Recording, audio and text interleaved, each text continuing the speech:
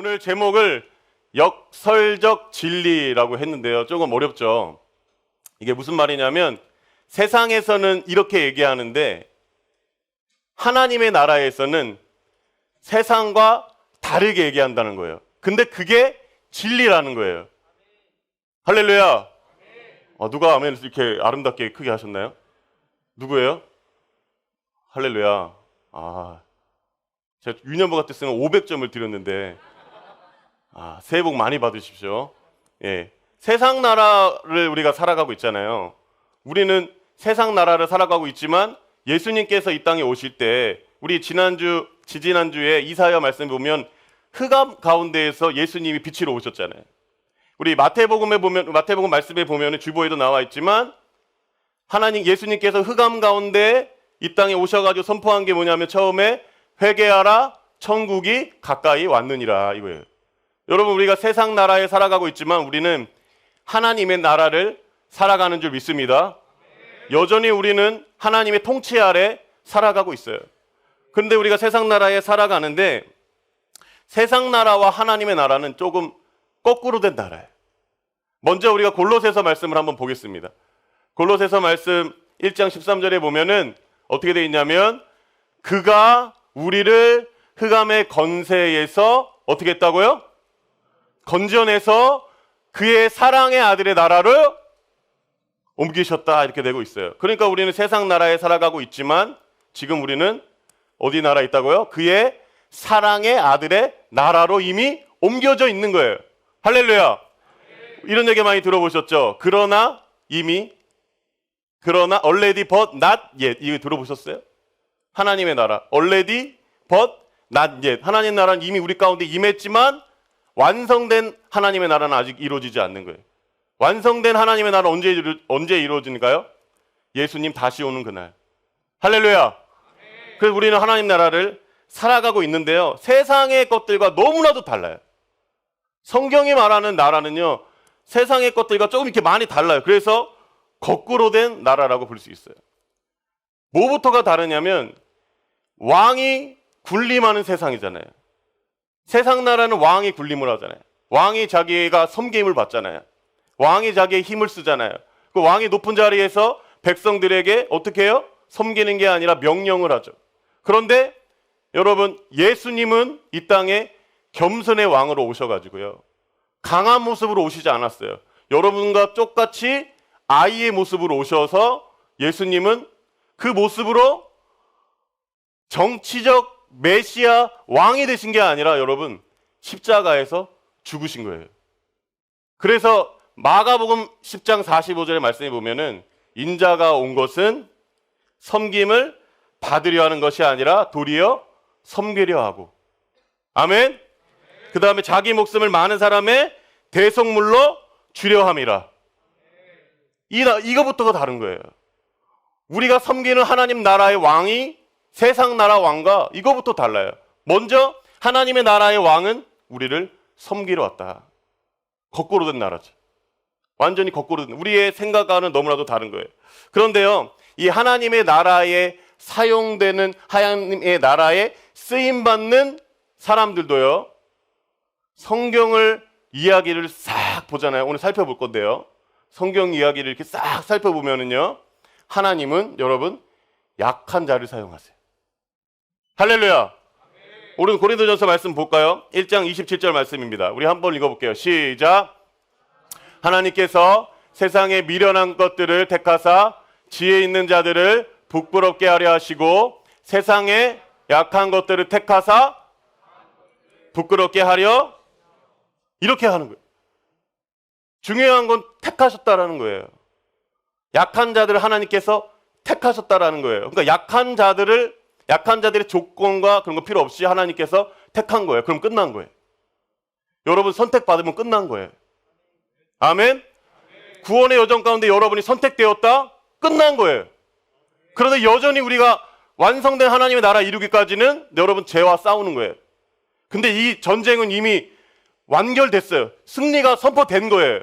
완전히 끝났는데 여러분 다윗과 골리앗이 싸우고 있는데 맨 처음에 골리앗이 나와가지고 다윗과 싸우는데요. 이스라엘 백성들이요. 이스라엘 백성들이 다 쫄았어요. 여러분, 막말로 쫄았어요. 다 골리앗 보고 다 쫄아가지고 다 이스라엘 백성들이 다 이렇게 이러고 있었거든요.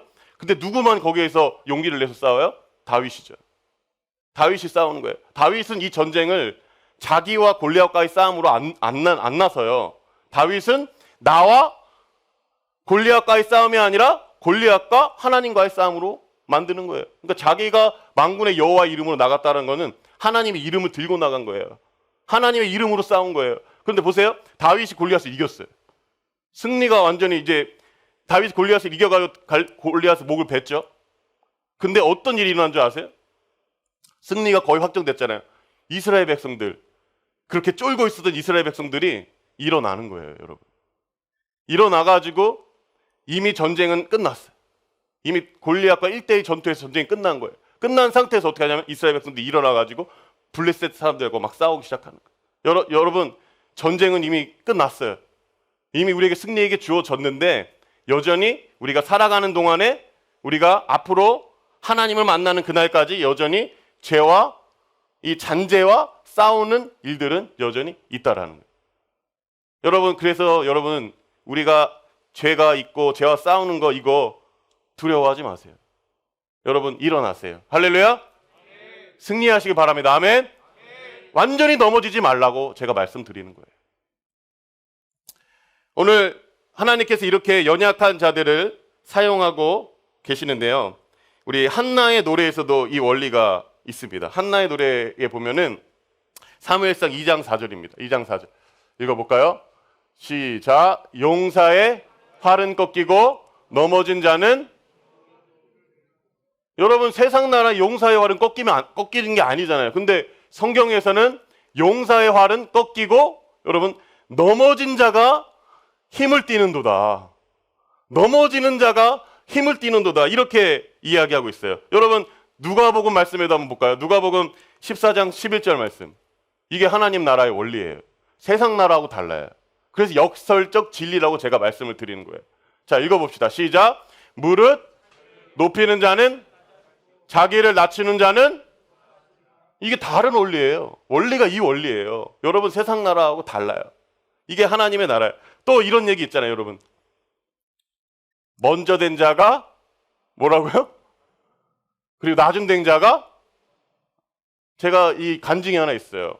뭐냐면 저희 형이 저보다 먼저 태어났잖아요. 저희 형이 저보다 먼저 태어났거든요. 3살. 저희 형이 82년생인데요. 할아버지가 항상 저를 볼 때마다 먼저 된 데가 나중 되고 나중 된 데가 먼저 된다. 그럼 왜 그러냐 그랬더니 제가 운전 면허를 먼저 땄어요. 먼저 따가지고 아버지 자동차를 먼저 끌고 다니니까 할아버지가 그게 대단한 거예요. 첫째는 아직 운전면허도 안 따고 있어. 3살 많은데, 형인데. 근데 제가 막 아버지 차 몰래, 그래도 차 이렇게 몰래 훔쳐온 게 아버지 차 이렇게 끌고 오고 싶잖아요. 그래가지고 끌고 가서 저는 그냥 운전면허 따고 나서 그다음부터 그냥 운전했거든요. 그러니까 할아버지가 대단한 거예요. 할아버지 입장에서 이 둘째가 대단한 거예요. 할아버지가 먼저 된 자가 나중 되고 나중 된 자가 먼저 된다. 이게 맞는 적용인지 모르겠지만 저는 맞는 것 같아요. 왜냐하면 제가 먼저 결혼했거든요. 저희 형은 아직 결혼을 안 했어요. 저에게 연락 주시길 바랍니다. 우리 청년 여러분. 82년생 임대은이라고 저희 형인데요. 여러분 연락 주세요. 개인적으로. 연락 주시기를 바랍니다. 그래, 먼저 된다. 이게 진짜 하나님 나라의 원리예요. 여러분, 창세기에는 2가지 법칙이 있어요. 미모, 다산, 거기가 이게 박수를 받는 거예요. 다산이와 미모와 미모를 같이 두고 있고 다산을 이 중요한 가치로 두고 있었고요. 또 장자권 있잖아요. 그럼 무조건 맏아들이에요. 오늘날하고 좀 비슷해요. 근데 여러분, 성경 이야기로 제가 좀 이게 말씀드릴게요. 어떻게 하나님께서 사용하시냐면 가인 대신에 아벨을 사용해요. 둘째. 그리고 이스마엘 대신에 이삭을 사용해요. 그리고 에서 대신에 야곱을 사용하고요. 르우벤이 첫째잖아요. 르우벤 대신에 요셉을 사용하는 거예요. 그 다음에 출애굽기에도 나오면 아론 대신에 모세를 사용. 다윗 볼까요? 형들 다 지나갔잖아요. 사무엘이 형들 다 훑어봤잖아요. 형들 다 탈락. 막내 어딨냐고. 저 양치고 있습니다. 막내 뽑힌 거예요. 형들 대신에 다윗이 선택이 된 거예요. 뭔가 하나님이 성경 말씀에는 뭔가 원리가 있어요. 하나님은 세상의 원리와 거꾸로 간다. 너무나도 놀라운 사실이죠. 여러분, 근데 이 사람들 다 보면은 연약하고, 또 야곱도 보면 아버지를 속이는 모략꾼이었고요. 이 사람들 다 연약한 점이 있었어요. 특별히 모세요. 언어 장애가 있는 사람이에요. 모세가 언어 장애가 있는 사람이에요. 우리 성경 말씀 볼까요? 출애굽기에 보면은 우리 손수영 목사님이 아주 은혜롭게 잘 설교하셨는데, 수요일 날 보세요. 10절에 보면은 모세 보고 가라는 거예요, 바로한테. 그러니까 모세가 얘기하는 거예요. 주님, 저는 원래 말을 잘 하지 못합니다. 그리고 이렇게 얘기하는 거예요. 저는 입이 뻣뻣하고 혀가 둔한 자니이다. 이렇게 얘기했어요. 그런데 하나님이 딱 얘기하시는 거예요. 누가 사람의 입을 지었니? 너 입 지은 사람 누군데? 그러면서 이렇게 얘기하는 거예요. 가라. 내가 내 입과 함께 있어서 할 말을 가르치리라. 아멘? 못하겠다 그랬잖아요. 근데 하나님이 쓰겠다는 거예요. 못하겠다는데 쓰겠다는 거예요. 여러분, 제가 말을 잘하나요? 못하나요? 제 말 잘하는 것 같아요? 못하는 것 같아요? 자, 잘하는 것 같다 그러면 손을 내리시고, 못하는 것 같다면 손을 들어주세요. 제 말 잘하나요? 여러분, 이 이야기는 유년부는 다 알고 있는데, 저는 초등학교 2학년 때 남 앞에서 말 한마디도 못하는 사람이었어요. 정말입니다. 저는 남 앞에서 말 한마디도 못하는 사람이었어요. 선생님이 2학년 때 항상 조회 시간에 아침에 딱 시작하면은, 그날이 19일이면은 9번, 19번, 29번, 39번 불러요. 그럼 딱 나오잖아요? 뭐라 그러냐면, 야, 너네 1분 동안 아무 얘기나 하라 그래. 너 어제 놀았던 얘기 아무거나 해. 1분 동안 아무거나 얘기하라고 해가지고 딱 여기 서가지고 얘기해야 돼요. 여러분, 초등학교 2학년이 무슨 말을 할 말이 있겠어요? 친구들한테는 말을 잘해도 이렇게 앞에 두고 말 잘 못하잖아요. 근데 저는 말했을까요? 안 했을까요? 제 고집이 또 보통 고집이 아니거든요. 말을 안 했어요. 그러니까 또 부르는 거야. 선생님하고 저랑 신경전이 벌어진 거예요. 이놈이 언제까지 말 하나 안 하나. 아무거나 얘기해라. 그랬더니 또 부른 거예요. 근데 또 불렀는데 걔가 나가가지고 안 해. 또 불러. 그 다음날 또 불러. 근데 안 해. 또 불러. 안 해. 맨날 맞았거든요. 근데 저 끝까지 안 했어요. 1년 내내 안 했어요. 근데요, 여러분 보세요. 제가 그렇게 말을 원래 못하는 사람이었어요. 근데 말을 못한 거를 근데 하나님, 근데 그걸 제가 지금 돌아보면 이건 하나님의 역사라고 믿어요. 할렐루야. 하나님이 쓰신 거예요. 하나님이 그냥 저의 약점을 그냥 쓰신 거예요. 저는요, 고음도 안 올라가요, 잘. 고음이 저는 저의 단점이거든요. 근데 고음이 안 올라가는데 반전에 또 장점이 하나 있어요. 저음. 말할 때 그래도 좀 괜찮잖아요. 고음은 안 올라가는 단점이 있어도 여러분, 말할 때 여러분 지금 집중해서 듣고 있는 거 감사해요. 집중 있게 들을 수 있잖아요, 목소리가. 그러니까 하나님이 저의 인생에도 보니까 약한 것을 하나님께서 그냥 사용을 하시는구나. 약하면 약한 대로. 그냥 약함 그대로 하나님께서 사용해 주시는 거예요. 이거는 여성들에게도 적용이 되는데요. 하나님은 또 젊은 하갈 대신에 노쇠한 사라를 쓰세요. 사라. 그 다음에 미모의 라헬 대신에 첫째, 성경에서도 못생겼다, 약간 그랬다는 레아를 쓰는 거예요. 레아를 통해서 지난주에 말씀한 것처럼 유다 지파가 나오는 거예요. 예수님이 그 유다 지파 계열로 이 땅에 오신 거예요. 그 다음에 보세요. 삼손의 어머니도요, 불임 여성이었죠. 그리고 여러분, 브닌나와 한나도 불임인데 하나님께서 사무엘을 그에게 허락해 주신 거예요.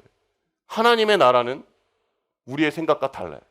그래서 역설적 진리인 거예요. 아멘. 여러분, 우리 족보도 보시면 누구 있었어요? 우리 다말, 기생 라합, 룻. 여러분, 이러한 인물들, 그 다음 밧세바, 세상 나라에서는 다 무대 바깥에, 다 아웃사이드, 다 무대 바깥으로 다 밀려나요. 여러분 무대에 못 써요, 못 써. 근데 구속 역사에서는 그들을 불러가지고 그들을 불러서 하나님의 무대 중앙에 세우시는 거예요. 이게 하나님의 나라예요.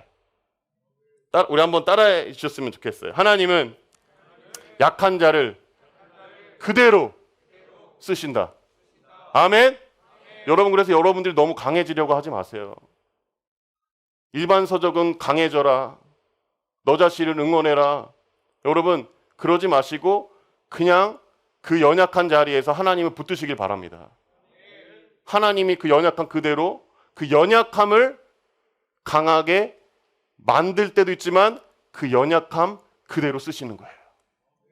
여러분 이스라엘 백성들 예수님 이 땅에 오실 때도 왜 예수님이 로마 때에 로마의 나라에서 로마의 시민으로 왔으면 너무나도 좋았잖아요.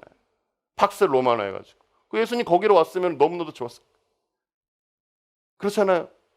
왜 예수님이 왜 이스라엘 땅에 왔을까? 그거 하나님이 얘기하시는 거예요. 우리 신명기 말씀 6장 7장 6절 7절 말씀이에요. 자, 읽어볼게요. 시작. 너는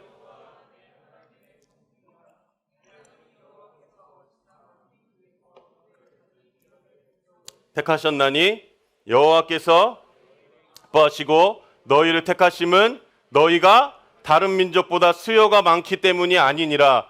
너희는 오히려 왜 택했다고요? 여기 돼 있잖아요. 제가 얘기한 게 아니에요. 너희가 다른 민족보다 수요가 많기 때문이 아니고 내가 너희를 선택한 거는 너희가 모든 민족 중에 가장 작은 민족이기 내가 너희를 선택한 거야. 여러분 가장 작기 때문에 선택했대요. 이게 하나님의 나라의 법칙이에요. 그러니까 우리는 이해가 안 되는 거예요.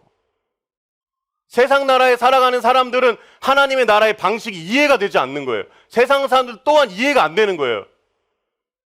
근데 말씀을 보면 우리가 말씀 지금 3차 살펴봤죠? 근데 하나님은요 고린도전서 1장 27절 말씀에도 보세요. 어떻게 돼 있어요? 누굴 사용하신다고요? 27절 말씀. 그러나 하나님께서 세상에 미련한 것들을 택하사. 여러분 택한 거예요. 그리고 세상에 약한 것들을 어떻게 했다고요? 하나님이 택한 거예요. 그래서 하나님의 나라는 거꾸로 된 나라예요. 여러분 그리고 또 하나님은요 연약한 자들을 사용하시기도 하지만 하나님은 때로는 연약하게 만들기도 하십니다. 교만한 자를 낮추실 때가 있어요.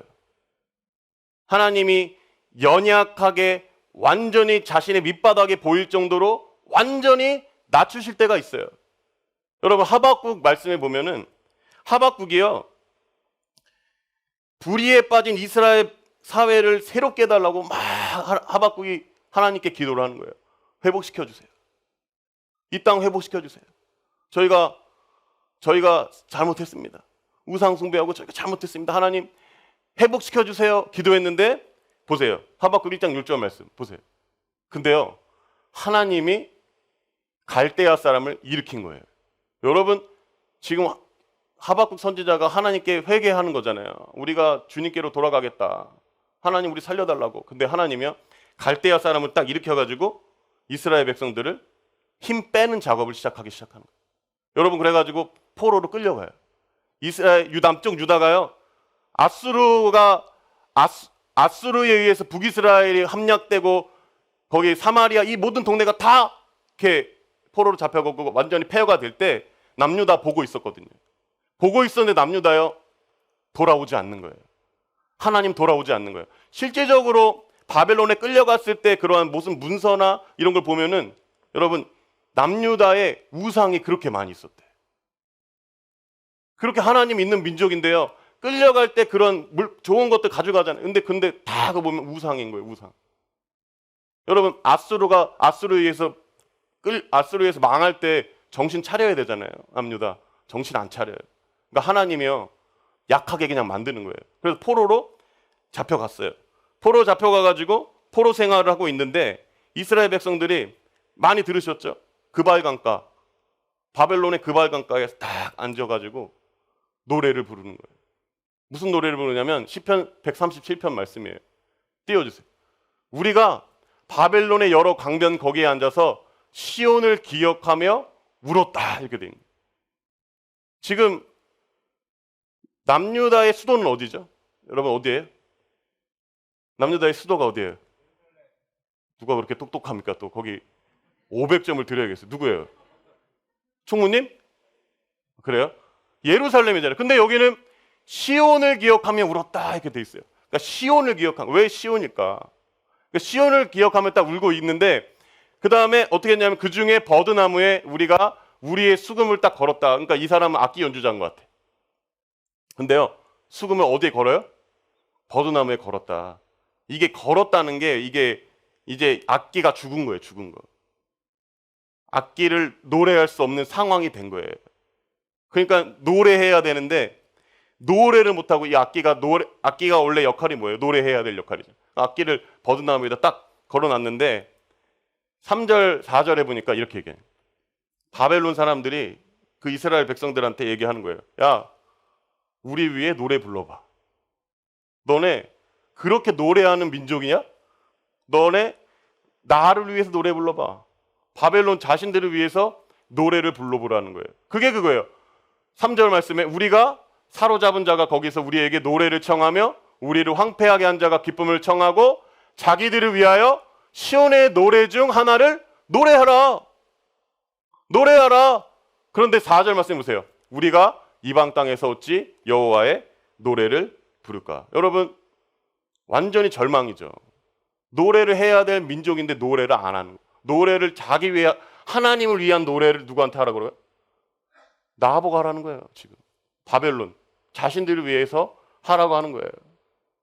여러분 그런데 이들이 이러한 그발 강가에서 그래도 슬픔의 노래를 막 하면서 이제는 시온을 찾았다는 건 뭐냐면 원래 내가 하나님의 수도로 예루살렘에 향한 노래를 불러야 되잖아요. 이 시온의 노래가 뭔지 아세요? 시온의 노래가 이제서야 하나님의 통치, 하나님의 임재를 그리워하는 거예요. 하나님의 통치를 그리워하는 거예요. 여태까지 하나님의 통치 아래 있었는데 그들은 그 하나님의 통치 아래서도 하나님을 찾지 않고 우상 숭배했던 그들이요. 포로 생활할 때 거기서 절망 가운데에서 노래를 하기 시작하는데 그때 노래와 그들이 바랬던 거는 뭐냐면 여러분 시온의 노래, 하나님의 임재, 하나님을 찾기 시작한 거예요. 보세요. 우리 예레미야서 말씀 보면은 예레미야 5장 1절 말씀에 보면은 이렇게 했어요. 예레미야 선지자가 이렇게 얘기했어요. 그들에게 한 얘기가 이거예요. 근데 이거 안 들었거든요. 무슨 얘기였냐면 자 5장 1절 말씀 읽어볼까요? 시작. 너희는 거리로 빨리 다니며 그 넓은 거리에서 찾아보고 알라. 너희가 만일 정의를 행하며 진리는 구하는 자를 한 사람이라도 찾으면 내가 근데 없는 거예요. 안 찾는 거예요. 하나님을 안 찾는 거예요. 그래가지고 포로 생활했잖아요. 근데 포로 생활하고 나서 이들이 이제 그 바닷가에서 노래를 부르면서 하나님을 찾기 시작하는데 여러분 예레미야 29장 10절 말씀. 자, 이것도 한번 읽어볼게요. 시작. 여호와께서 이와 같이 말씀하시니라. 바벨론에서 차면 내가 너희를 돌보고 너희에게 성취하여 너희를 여러분 근데 이제 이들이 힘 빠진 상태잖아요. 완전 하나님 힘 뺐잖아요. 연약할 때 영악하게 만들었잖아요. 그러니까 이들이 그제서야 하나님의 말씀을 붙잡기 시작하는 거예요. 바벨론 70년이 차면 우리는 이제 다시 고국으로 돌아가겠다. 이 말씀만 붙잡고 있는 거예요. 근데 이게요 이사야서 말씀이 딱 이루어지는 거예요. 고레스를 하나님이 일으켜가지고 고레스 칙령으로 하나님 고국으로 보내는 역사가 일어나는 거예요. 여러분 하나님께서는 때로는 연약하게 만드셔더라도 하나님을 찾도록 하게 하는 거예요. 여러분 포로 생활 가운데 노래를 하면서 이스라엘 백성들이 정체성을 잃지 않은 거예요. 포로 생활 여러분 바벨론이 무슨 포로 생활로 바벨론에 갔지만 바벨론은 오늘날 제가 볼 땐 뉴욕 가도 같을걸요? 뉴욕 시내 한복판이라도 같을걸요? 여러분 정체성 잃으면 거기서 행복 찾을 수 있거든요. 행복 찾을 수 있잖아요. 그냥 뉴욕에서 그냥 바벨론에서 그 화려한 문명 오히려 교육 환경이 훨씬 좋아요. 바벨론의 교육이 훨씬 좋거든요. 그런데 그 다니엘은 그것 가운데에서 그러한 교육을 받았지만 다니엘 어때요? 정체성은 흔들리지 않아요. 여러분 이스라엘 민족이 그런 민족인 거예요.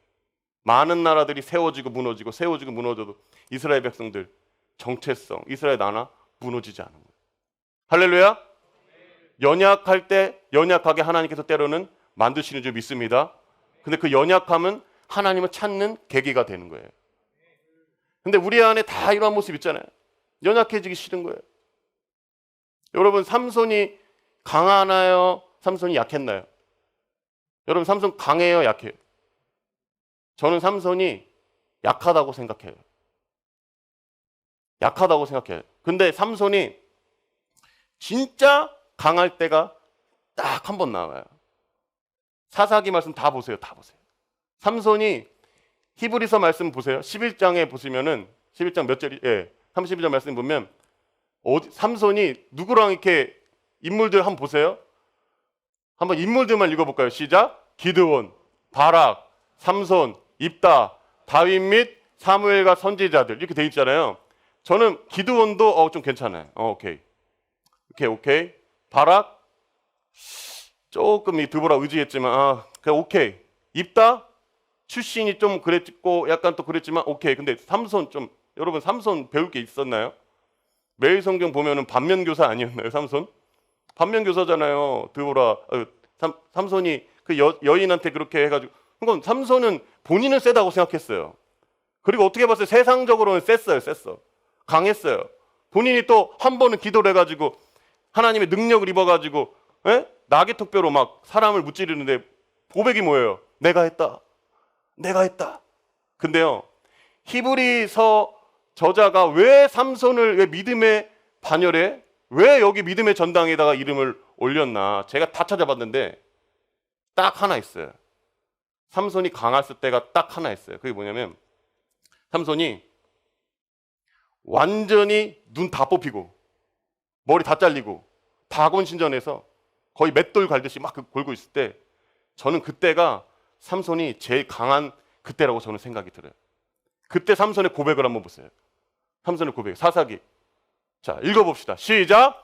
삼손이 부르짖어 이르되 주 여호와여 나를 하나님이여 구하옵나니 이번만 나를 나의 두 눈을 뺀 블레셋 사람에게 원수를 단번에 갚게 하옵소서.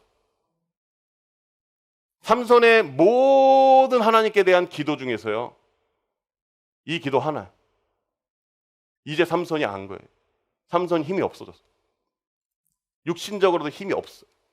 그때 딱 진짜 하나님 내가 연약하고 내가 힘이 없고 낮아졌을 때 하는 고백이 뭐냐면 하나님이여 구하옵나니 이번만 나를 강하게 하사. 저는 이때가 삼손이 가장 강했을 때라고 생각이 들어요. 히브리서 11장 말씀 그 뒤에 보세요. 뭐라고 얘기하는지 아세요? 불의 세력을 멸하기도 하며 칼날을 피하기도 하며 여러분 뭐라고요?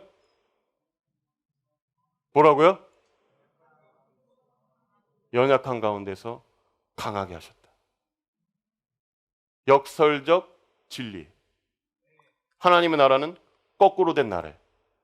오히려 우리가 약할 때 그분이 강함이 되시는 거예요. 나의 가장 낮은 마음 이거 찬양하시죠. 나의 가장 낮은 마음 주님께서 기뻐하시고 작은 일에 큰 기쁨을 느끼게 하시는도다. 내가 지쳐 뭐라고요? 어떻게 해야죠? 그래서 불러주세요. 여기까지.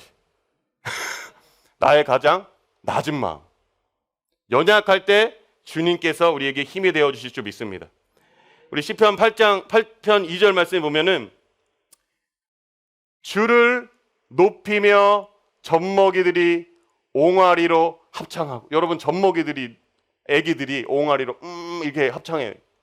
그리고요, 막 걷기 시작한 어린아이들이 목청껏 노래하니 여러분 원수의 말소리가 묻혀버리고 무신론자의 짓거림도 잠잠합니다.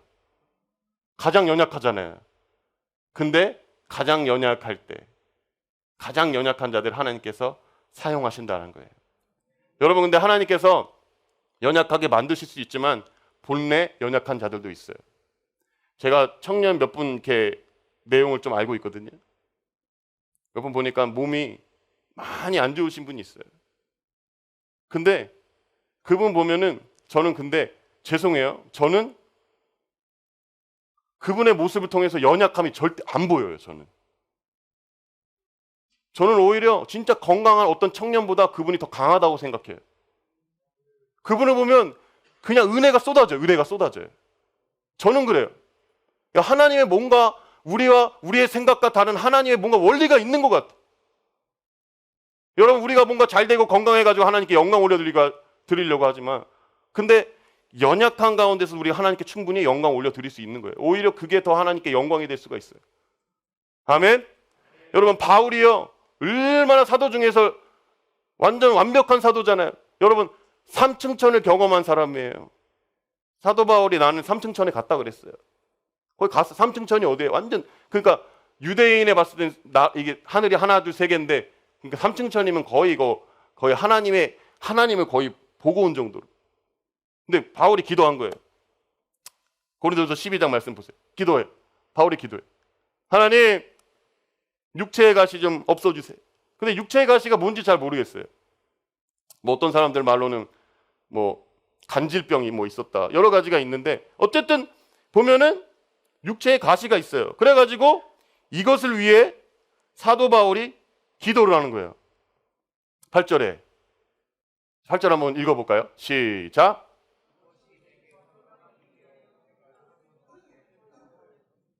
구절도 한번 읽어볼게요. 시작.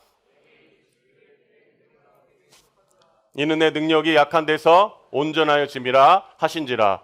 이러므로 도리어 크게 기뻐함으로 나의 여러 약한 것들에 대하여 자랑하리니 이는 그리스도의 능력으로 내게 머물게 하려 함이라. 아멘. 근데 그 연약함을 하나님 그냥 두신 거예요.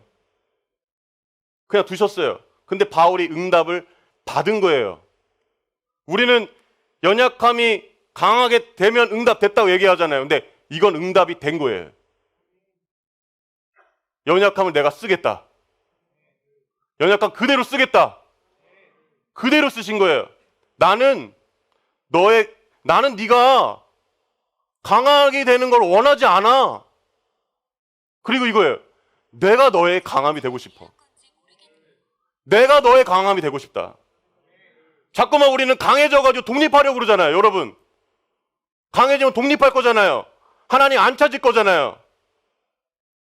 그렇게 되는 거 아니에요? 원리가?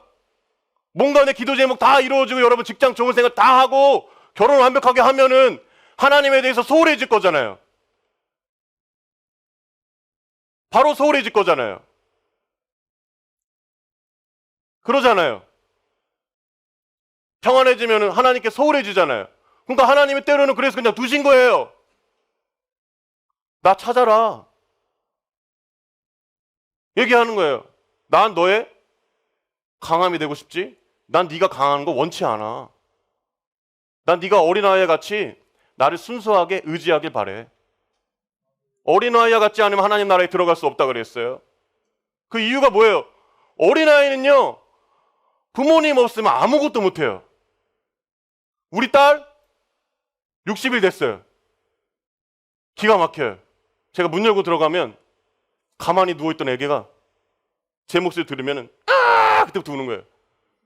여러분, 퇴근 있을까요 없을까요? 퇴근 있죠. 제 아내가 다 보니까. 보긴 다 보는데 여러분, 문 열고 딱 들어가면 첫째가 이제 5살 됐거든요. 5살 되고 아빠! 하면서 막 뛰어와. 아빠! 하면서 딱 뛰어와. 그래 아빠 왔어. 그러면 제가 그래 아빠 왔다 그러면 이 목소리를 저기 침대에 있던 둘째가 들어요. 둘째가 이러고 웃고 있다가 갑자기 제 목소리 들으면 울어요. 안아달라고. 이 아이 젖을 먹는데 꼭 한 번 중간에 트름을 해야 돼. 여러분 목에다가도 중간에 이래가지고 제가 중간에 트름 시키거든요. 그러니까 이 아이 먹는 것 하나, 트름 시키는 거 하나, 부모님 없으면 아무것도 못해요. 여러분 하나님이 때로는 우리에게 약하게 그냥 두신 게 이유가 뭔지 아세요? 여러분 그거 아니면 여러분이 하나님을 의지하지 않기 때문이에요. 그거 아니면 기도 안 하기 때문이에요. 그래서 하나님은요, 나는 너를 강하게 하지 않을 거야. 내가 너의 강함이 될 거야. 할렐루야. 이해할 수 없는 하나님의 말씀이지만 여러분 이 말씀이 진리이고 이 말씀이 정말 우리가 붙잡아야 될 말씀인 줄 믿습니다. 어린아이와 같지 않으면 하나님 나라에 들어갈 수 없다. 순전히 하나님만 의지하는 우리 예수세대 청년분 되기를 간절히 소망합니다. 여러분 세상 나라 방식과 하나님 나라 방식의 가장 큰 차이점이 뭔지 아세요? 가장 대비가 되는 게 뭔지 아세요? 거기에 십자가가 있어요.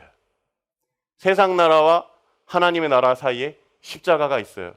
여러분 세상 나라의 관점에서 봤을 때 십자가는 저주였지만 여러분 우리에게는 그게 생명이에요. 이거 역설적 진리인 거예요. 세상은 죽으면 다 끝나는데요. 죽으면 끝이 아니에요. 영원한 생명이 있어요. 여러분 십자가 뒤에 부활이 있어요. 이게 역설적 진리예요. 그러니까 죽으면 예수님이 죽었기 때문에 우리가 사는 거예요. 우리의 삶도 마찬가지예요. 내가 죽어야 예수가 내 안에 사는 거예요. 아멘?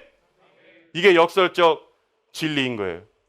우리는 이거를 꼭 붙잡아야 돼요. 히브리서 2장 14절 말씀해 보세요. 예수 그리스도께서 죽음을 통하여 여러분 죽으면 끝이잖아요. 세상의 눈으로 봤을 때는. 근데 죽음을 통해 죽음의 세력 잡은 자 곧 마귀를 뭐 했다고요? 이게 역설적 진리인 거예요. 여러분 이 역설적 진리를 경험한 우리들이 어떻게 살아가야 될까요? 야고보서는 이걸 너무나도 잘 알고 있어. 세상 원리와 하나님 나라의 원리를 너무나도 잘 알고 있었어. 야고보서 말씀 한번 보여주세요. 야고보서도 이렇게 얘기하잖아요. 야고보도 이렇게 얘기하잖아요. 내 사랑하는 형제들아 들을지어다 하나님이 세상에서 가난한 자를 택하사 믿음에 부요하게 하시고 자기를 사랑하는 자들에게 약속하신 나라를 상속으로 받게 하지 아니하셨느냐. 이 말씀을 또 우리 고린도 오늘 말씀 본문하고 보세요. 27절 말씀. 여기도 돼 있죠. 그러나 하나님께서 노란 글씨만 크게 한번 읽어볼까요? 시작. 그 다음에요. 세상에 강한 자들, 하나님은 약하고 미련한 자들을, 가난한 자들을 사요. 그래서 29절 말씀에 여러분 교회 안에서 어떠한 육체도 나 자신을 자랑할 사람이 한 명도 없는 거예요. 자랑할 거는요 그리스도의 십자가밖에 없는 거예요. 우리가 자랑할 거 하나도 없어요. 여러분 제가 제 자랑하면 여러분 좋게 들리세요? 저도 예수님 자랑하는 거예요. 설교도 십자가 자랑하는 거예요. 그래가지고 다 야고보가 당시에 보세요. 야고보 당시에 교회에 어떤 일이 있었냐면 잘 사는 사람들 못 사는 사람들이 이렇게 교회에 나온 거예요. 야고보서 2장 한번 말씀 보세요.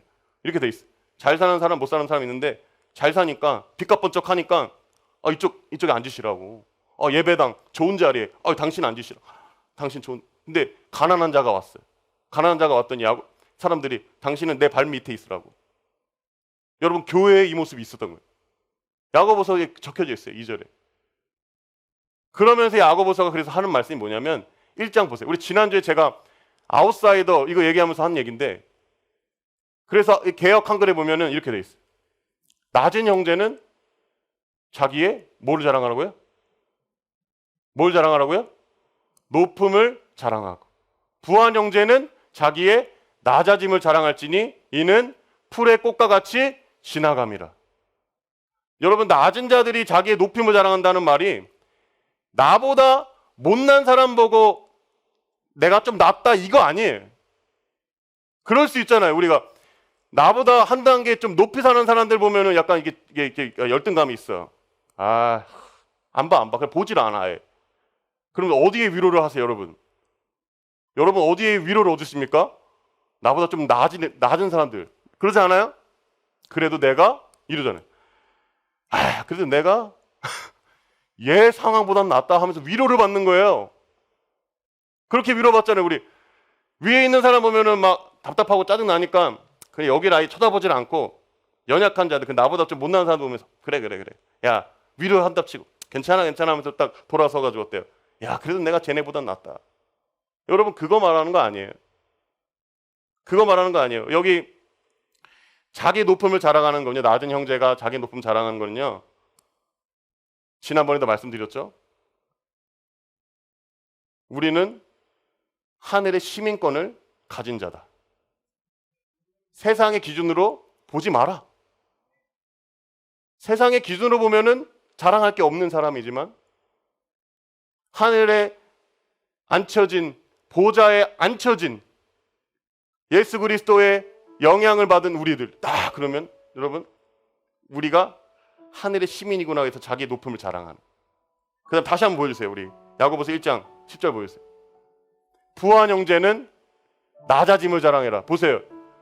그들이 여기 11절 보면 부한 자도 그 행한 일이 세자나리라. 여러분 풀도 다 마르고 꽃도 다 시들잖아요.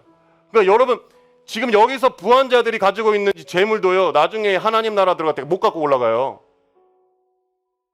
그러니까 재물 가지고 있는 거 가지고 거기에 자부심 느끼고 떵떵거리면 살지 말고 너희도 하나님을 믿으려면 너희들이 죄인임을 고백해. 부자이고 이 세상에서는 완전히 인싸지만 너희도 죄인이다. 너희 낮은 자야. 너 죄인이야. 하나님 눈에 보면 너 죄인이야. 그러니까 부한 형제는 낮아짐을 자랑하는 거예요. 나의 낮아짐, 나의 재물 이런 거 다 나중에 다 그러니까 없어질 것을 자랑하지 말고 영원한 생명을 주신 하나님 앞에 겸손함으로 그의 십자가를 자랑해라. 할렐루야. 여러분 이게 건강한 공동체인 거예요. 우리 청년부가 이러한 공동체가 되기를 간절히 소망합니다. 여러분 우리가 자랑해야 될 것 십자가밖에 없어요. 아멘. 내가 연약해지는 방법이 뭐예요? 뭐 맨날 나의 약점만 얘기하라는 거예요? 정확하게 제가 여러분들에게 적용점을 주겠습니다. 누가복음 9장 23절이에요. 마지막입니다.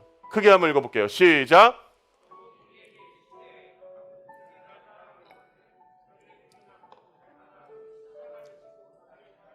아멘. 나 부인하라는 거예요. 세상에서는 야 힘내, 긍정의 힘, 힘내, 일어서. 근데 여기서는 부인해. 그래야 그리스도가 사는 거예요. 역설적 진리. 내가 죽어야 그리스도께서 사는 거예요. 그래서 우리가 해야 될 것 십자가 자랑함. 나의 연약함을 자랑. 날마다 여기 보세요. 날마다 여러분 날마다 자기를 부인해. 날마다 안 되니까 날마다 제 십자가를 지고 날마다 나를 부인하고 우리 이러한 여러분들의 삶이 되길 예수 세대 공동체 되기를 간절히 소망합니다. 여러분 인생의 가장 밑바닥에 있으세요? 그때 하나님을 찾으세요. 그때 하나님의 능력을 의지하시길 바랍니다. 여러분 일어나세요. 여러분 일어나시길 바랍니다. 승리하시는 우리 예수 세대, 우리 2022년도를 승리하는 예수 세대 되기를 간절히 소망합니다.